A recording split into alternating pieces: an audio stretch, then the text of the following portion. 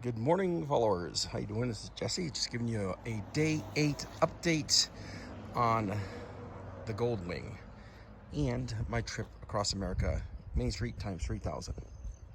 So yesterday was day 8, and I went from New Mexico into Arizona. Right now I'm in PineTop, Arizona. I'm in some cabins. I guess these are like timeshares or something. And I'm about 3 hours from Phoenix, where I'm going to see a friend for a few days. The Goldwing did pretty good. No issues with the Goldwing.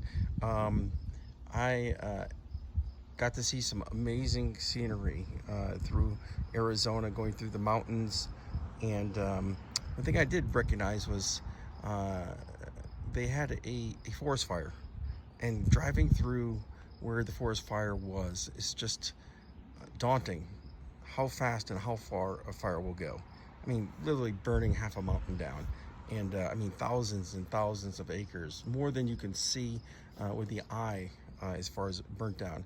In addition to that, when I was going through New Mexico, I saw it was a lava valley, or the Valley of Darkness. And what a neat place to go.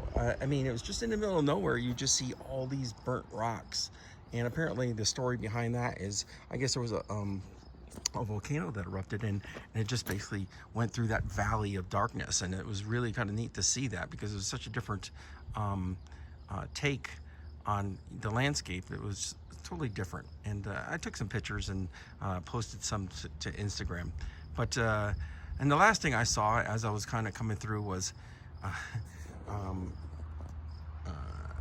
there were satellite dishes. I believe they were in Arizona, but I mean, they were just lined up. There was probably 30 or 40 of them, and it was I guess for astronomy, in quotes.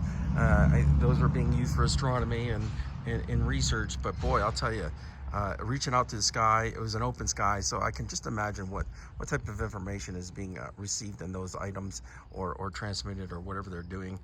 But definitely an interesting sight to see in the middle of nowhere.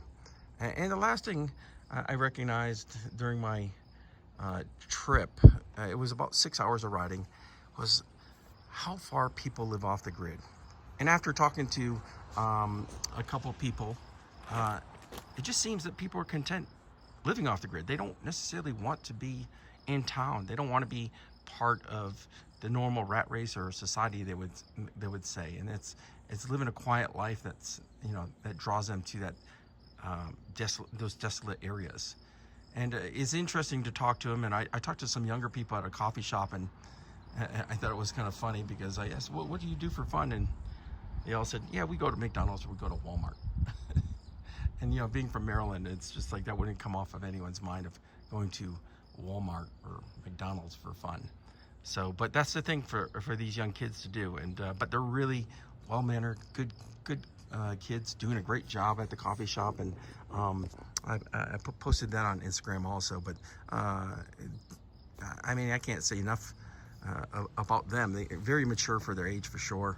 But going through the mountains, you see these houses, and you can see some people have abandoned, or families have abandoned houses often, and a lot. I think what happens is when the person who wants to live off the grid, dies, or something happens, I mean, the land takes over. And it's interesting to see how some people have generations of vehicles in their yards. I mean, you could literally tell that there were a Chevy family is because they have a 50s or 60s Chevy pickup, along with a 70s and 80s and even a 90s in the yard. It's like they don't get rid of them, but they're there. I haven't seen so many square body Chevys and old Ford pickup trucks that just kind of line up their yards. Even though they're not using them, they still have them in their yards. And it's interesting to see, how well kept they are. And the last vehicle, because if you know me, I'm a car guy. I was in Arizona, and I go to a Tractor Supply to get a new set of gloves.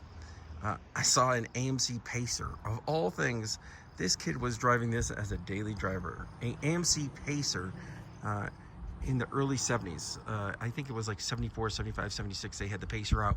I grew up in one of those. My mother had 2 of them, and it was interesting to see a big yellow Pacer, not big, but smaller yellow Pacer, cruising down the road with a young kid on it and with a big smile. So that was kind of one of the highlights of my days, to see this young kid drive this car and seem to be very proud of it. And while we were growing up, it wasn't a very proud car to be in. But anyways, that's my story. That's my update for day 8.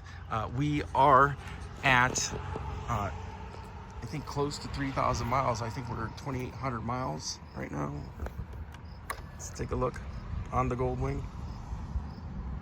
Oops. Yep, 2,804 miles, and clocking more.